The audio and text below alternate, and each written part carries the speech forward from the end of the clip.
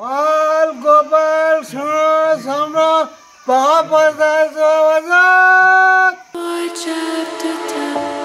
First ఈ ఆకులన్నీ తీసుకొని ఇలా కట్టి ఒక దగ్గర పెట్టుకోవాలి.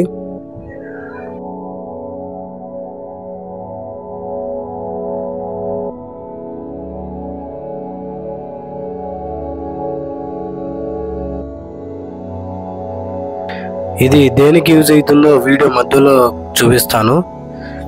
దీన్నైతే మా భాషలో ఏదో గోప అంటారు, మీ భాషలో ఏమంటారో కామెంట్ సెక్షన్లో తెలపండి.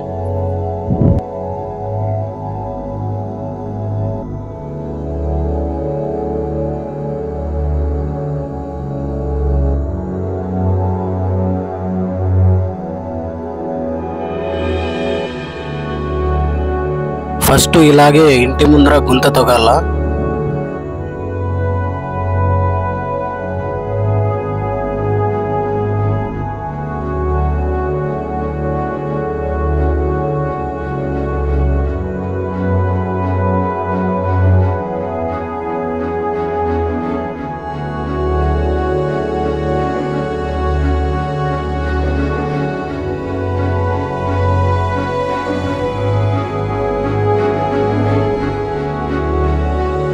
దీన్ని బాగా రబ్ చేస్తే గంధపు కలర్లో వస్తుంది.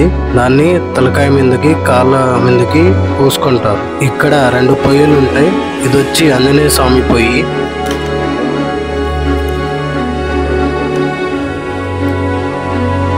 ఇది వచ్చేసరికి వెంకటేశ్వర స్వామి పొయ్యి.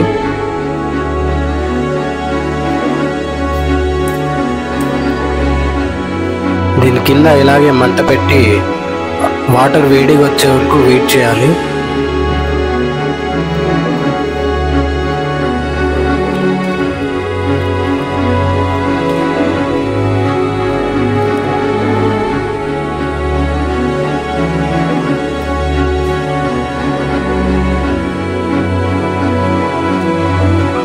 ఈ బియ్యం పిండిని బాగా జల్లెడ పట్టి ఒక సైడ్ పెట్టుకోవాలి.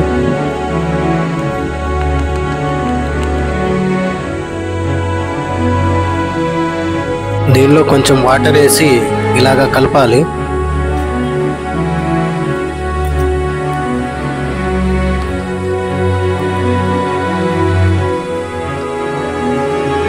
ఫస్ట్లో చేసిన ఈ గోపాలు ఇలా తెల్ల ఉల్లిగడ్డలు వచ్చి నీట్గా పెట్టుకోవాలి.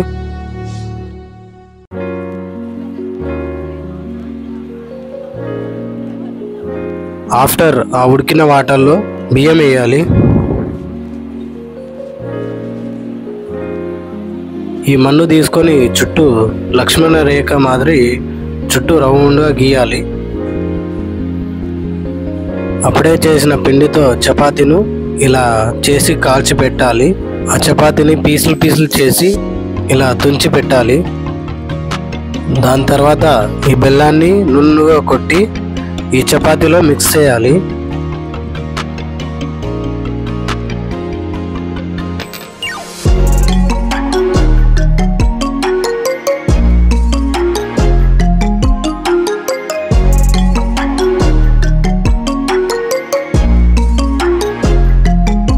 పప్పుని బాగా ఉడకబెట్టి ఇలా కలపాలి.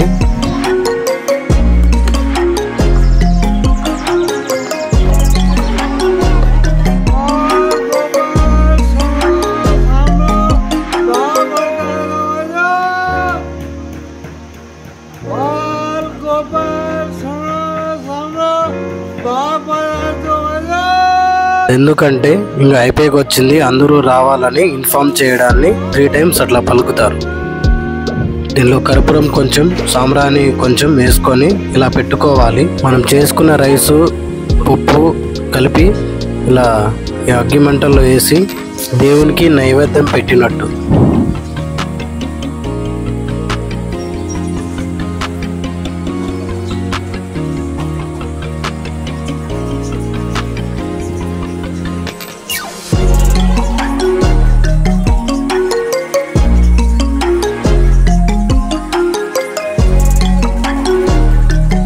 ఫస్ట్ వెంకటేశ్వర స్వామి అయిపోయింది కదా, నెక్స్ట్ ఆంజనేయ స్వామి మనం ఏవైతే ఆ పిండితో చేసామో అవి కలిపి ఆంజనేయ స్వామికి నైవేద్యంగా పెడతాం.